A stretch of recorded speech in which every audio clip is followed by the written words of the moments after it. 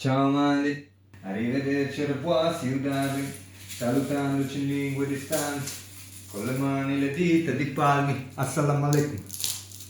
Ciao Mandi, Mandi Mularie, Saveso c'è? Tra Lenghi diversis gli hai fatto un featuring. Perché se ci fate caso, il Friuli è una terra di confine ed ha subito nel corso degli anni un sacco di influenze nella lingua, nella cultura, perfino nei sapori della cucina. Us fossi un esempio da ormai, no? Se si dice che qui par furlan patate, dicerà qualcuno. A sono le patate, sa dicono in te basse. E invece la Sudimese si dice cartofule e partadeschi, c'è si dice che robe chi? Kartoffeln, jawohl! Ja, Kartoffeln! Perché vi faccio tutto questo pippone partendo dalla cucina? Perché secondo me la lingua in Friuli Venezia Giulia non devono essere strumento di isolamento, ma anzi devono essere un tratto distintivo che è proprio il segno delle contaminazioni di una terra che è contaminata per antonomasia. È per questo che ho fatto il ritornello di Ciao Mandi del primo singolo mescolando così tante lingue. Ci ho messo dentro perfino Assalamu alaikum. E lo ho imparato con tutte queste mularie chi a Tor.